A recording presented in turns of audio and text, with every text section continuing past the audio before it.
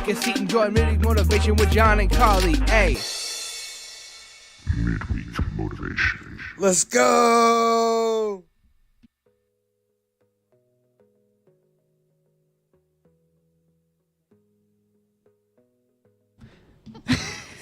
What is up, Midweek Motivation? This is take 2 of the intro and all of that. We did a little bit of the intro the first time, and somehow it wasn't going out live. So Carly fixed that for us, even though he is away right now. And hopefully we're going out live now. We'll see it here in just a minute if we are. But as you can see, it is Megan and myself, midweek takeover day today, as some of our team is out in a meeting today, and we're here holding down the fort at the church. And so we hope that we can bring you a little bit of motivation today as you are at work, on your lunch break, driving around, whatever you're doing. We hope that we can bring you a little bit of motivation today. So with that, we better go ahead and jump in because we only have a few minutes after the little bit of a hiccup. And so we'll go ahead and get started here. Today, we are talking about discipline. And I think for me, that's a hard topic to talk about. And I just want to preface with this before we get started. When I'm saying a lot of this today, it's as much for me as it is for you. I don't have it all together. I don't think Megan would say that she has it all together when it comes to this topic. But we hope that we can bring you a little bit of motivation through talking about discipline today. And it looks like we are live. Yep, we're live. Perfect. But yeah, join in on the chat. Let us know that you're here. And I just want to ask you guys a question before we dive in so that you can put it in the chat so we can interact with you a little bit today. And it's this: what is one way that you practice discipline in your everyday life? And if you're willing to put this, what's an area that you struggle with when it comes to discipline? Megan, what's an area that you struggle with when it comes to discipline? Well, when I was reading your notes earlier, the one that first came to mind was probably prayer.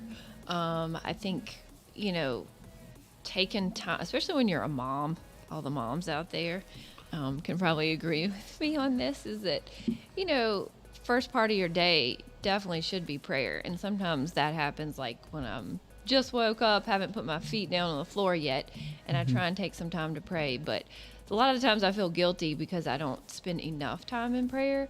So I've had to take times, especially not just in personal life, but in my work life, and make specific times scheduled for prayer, like one time a week with a group or whatever. So I can kind of go into that later about maybe how I do that, but scheduling it and following through, has been helpful. But I would say prayer is one that I struggle with from time to time. So. I think I definitely struggle with prayer too. The first thing that came to my mind wasn't even a spiritual thing, although discipline is sometimes difficult for me in like a spiritual aspect of doing my devotional time and praying like I should and all that, not just for meals, like setting aside time every day. But for me, it's probably like getting up and being active and getting outside and going for walks and just exercising like I should. I think I sometimes took for granted in high school the fact that I was playing sports all the time. And so that was just my exercise. Like,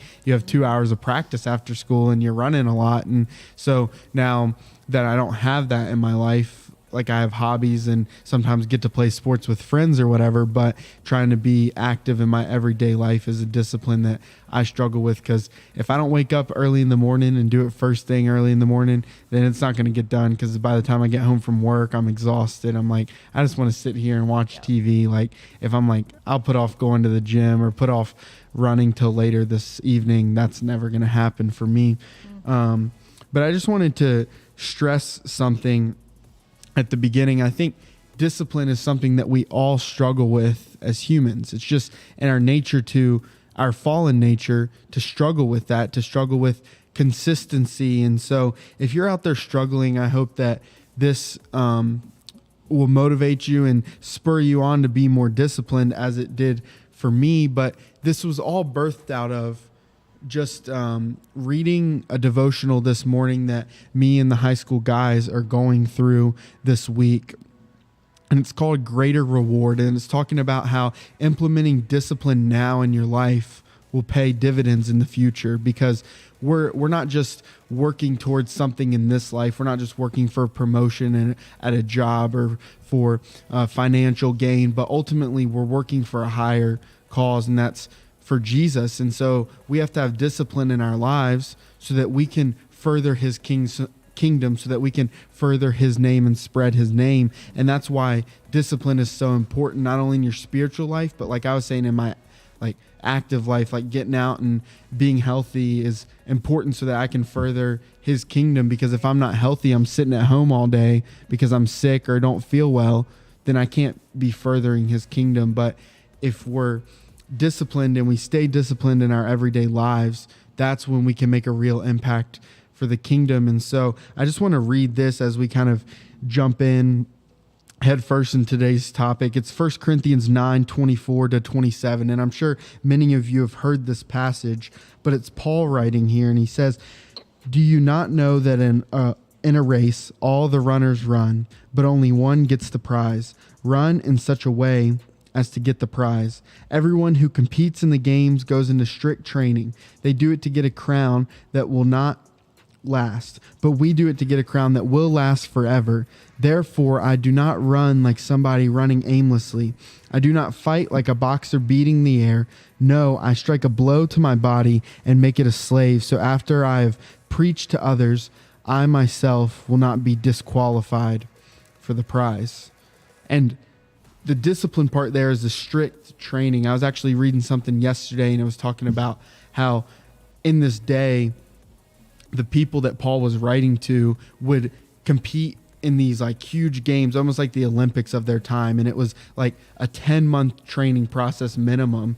And so they would go into strict training, and they would be disciplined over this 10-month period to ultimately get a prize. And when we think about discipline in our own lives, it's referring to, we're not working for a prize in this life. Like, yes, it's great to maybe, if you enjoy running, to run a marathon, and that's the prize that you get at the end of your training. Or maybe it's seeing fruit of what you've been doing in your quiet time pay off when you can share a verse with somebody.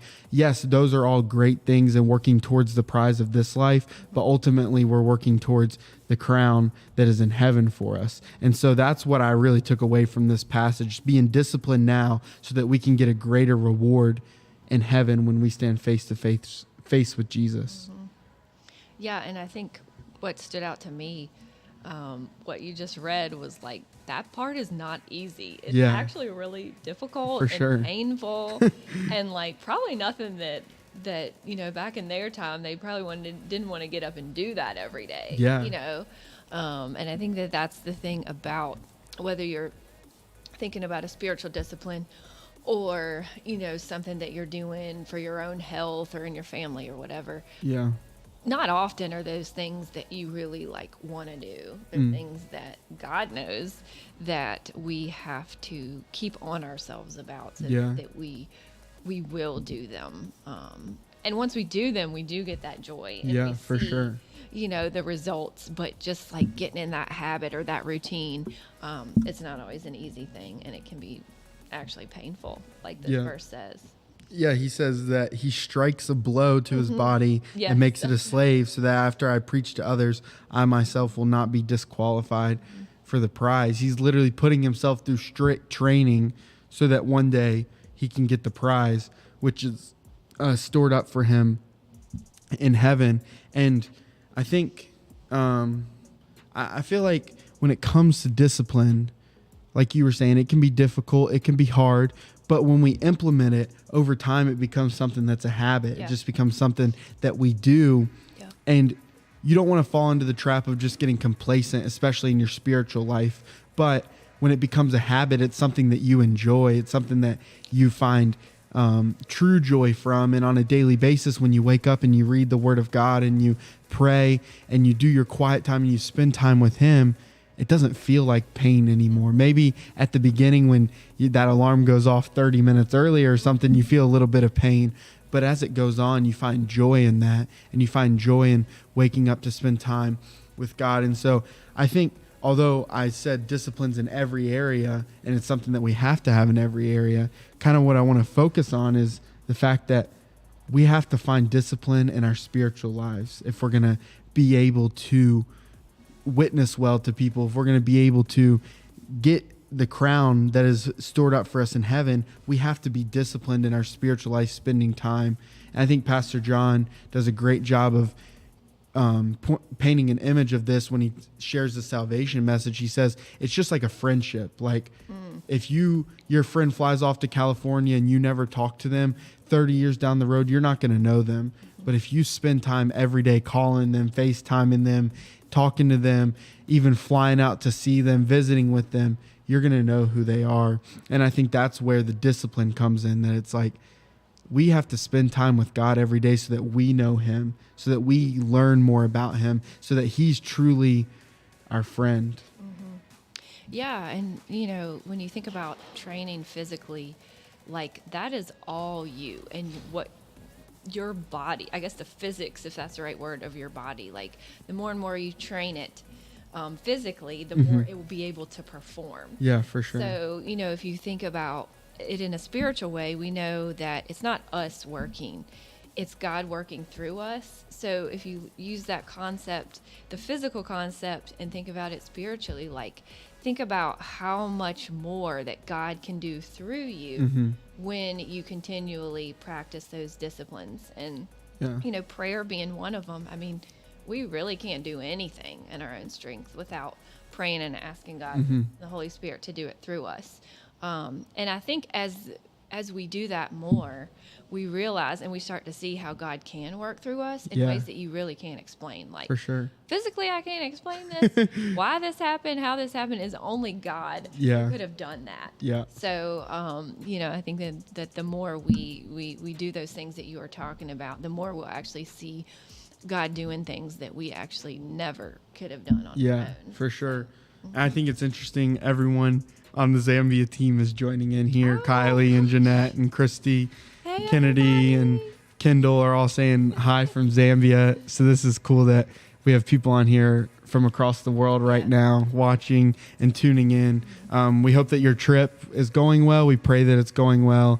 Megan's gotten some updates from you guys and has been exciting to hear how it's going. But I was going to kind of relate it to them that they've been in training over these past, probably 5 or 6 months now, getting ready for this trip. And if they wouldn't have done that training on the front end, if they wouldn't have put in the time of even praying, like being disciplined in praying and being disciplined in meeting together after church on Sundays and learning about the culture of Zambia and learning about how they can be an effective short-term missions team, then when they get there, they wouldn't be effective. Just like you said, that when we go into physical training, we see the payoff. We're able to produce better results. And in the same way, in every area of our life, but thinking about this missions team, they've put in the work on the front end of the training, and maybe even a little bit of like painful news, or you're being like, oh, I didn't know what I was getting into when I signed up to go on this trip. Yeah. But they did the training so that way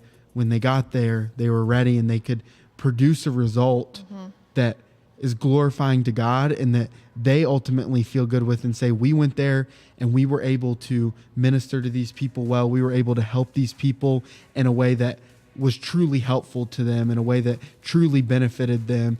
And in turn, we were affected by this. We came back changed. God affected us because we put in the discipline and the training on the front end.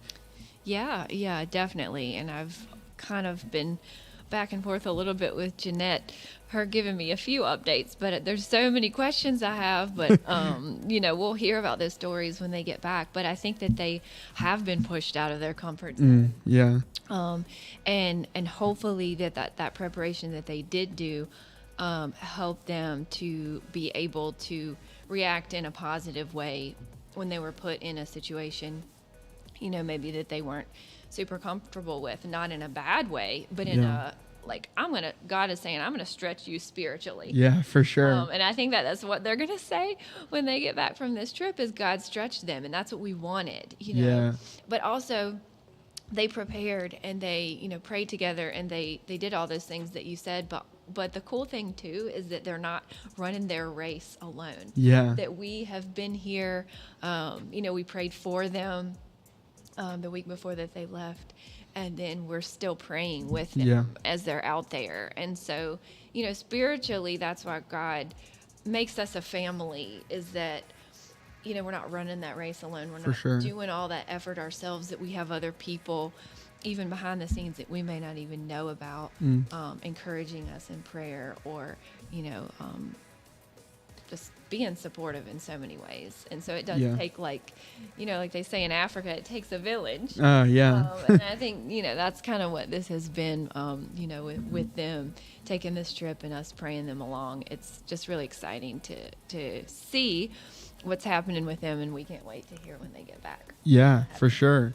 And I think when we think about, if we go back to the physical aspect of like a sports team or whatever, like we see the product on the field, but the discipline that went in by their coach, by maybe a trainer, by the weight staff or whatever on the front end produces what's on the field. Like it wasn't just the person working hard. Like you see a track runner or a marathon runner, if we're relating it to this, talking about like running a race, and you see that person and they're the ones running, but behind them is our coaches and trainers on the sidelines cheering them on, maybe even a doctor that's helped them along the way recover.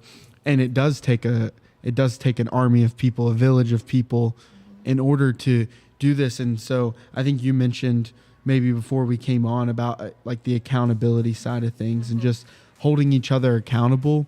And that's, in a way, what we do with the missions teams here. It's not necessarily holding them accountable, but we're holding ourselves accountable to pray for them, to train them, to ensure that they have all the tools they need when they go to that country. You do a lot of that, and your missions team does a lot of that to ensure that they have all that they need. They're ready with all that they need, and we can be on the back end of things, praying for them and supporting them and cheering them on as they run that race. And so I think that's really cool.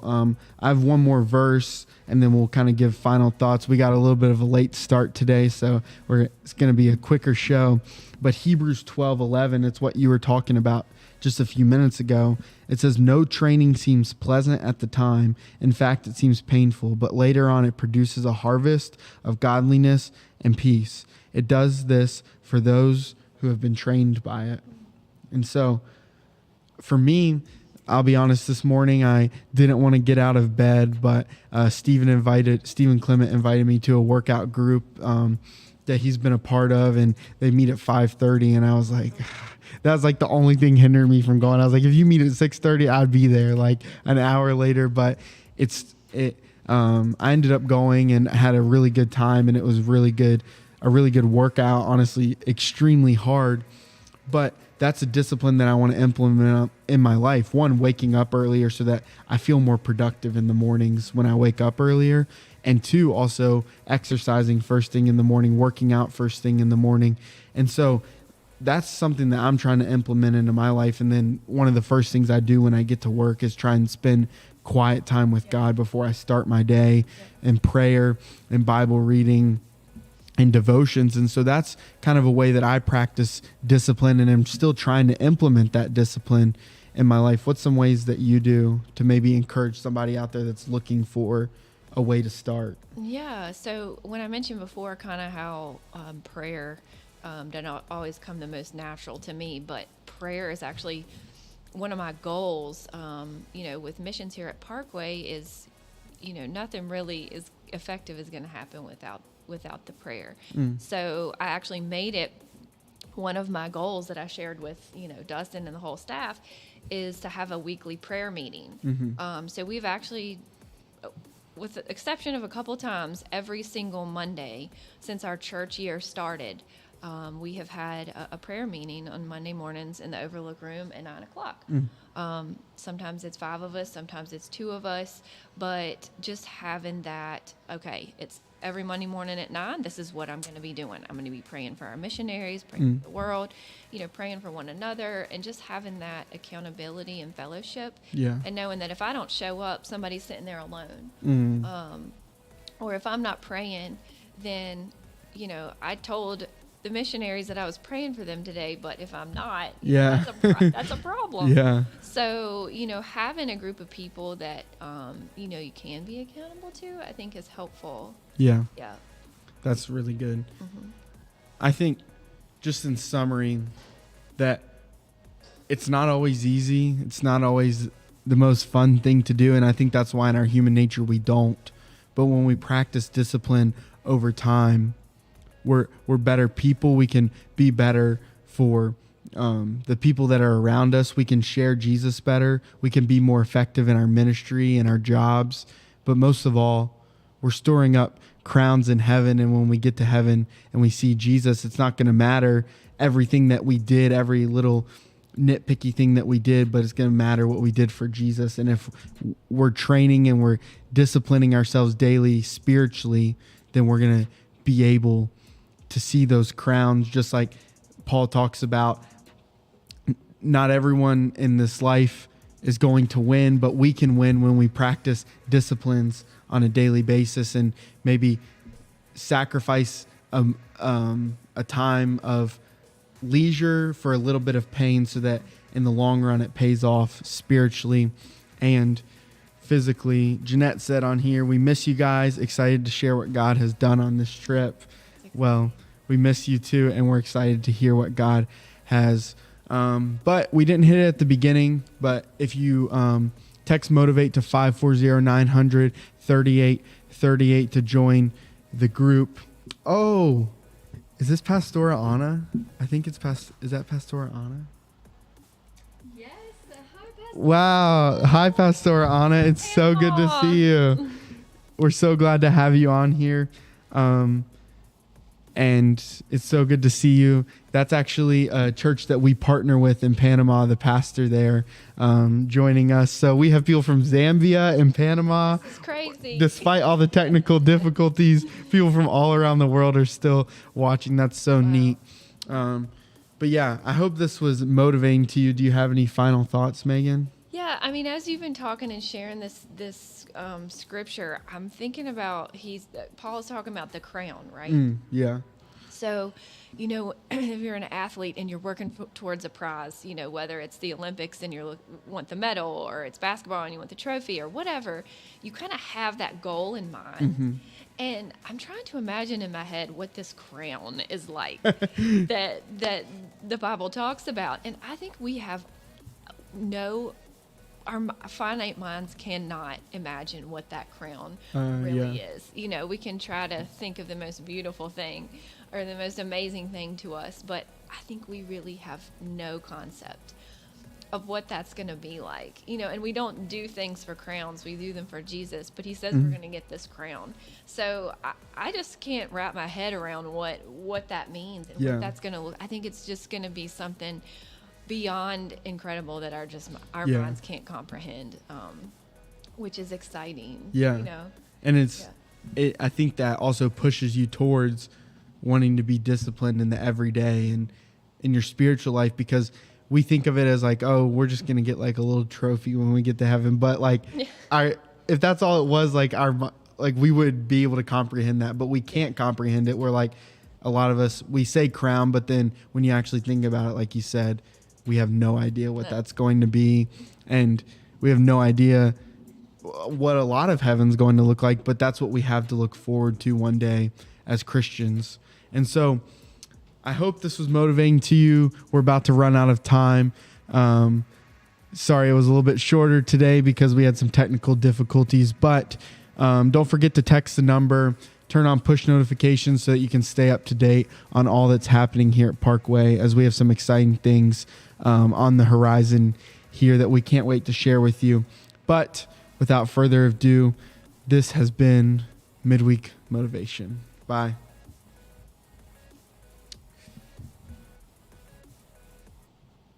One, two, three, four. Yeah, when you're feeling down and motivated in the midweek, we got the guys here to make your life complete. Little John, Brandon, Cody, Carly, they're coming in to keep you motivated all week. New episodes, same time every week. Don't gotta wait long for the next one to release. So don't go away, sit down, take a seat, enjoy Midweek Motivation with John and Carly. Hey. Midweek Motivation. Let's go.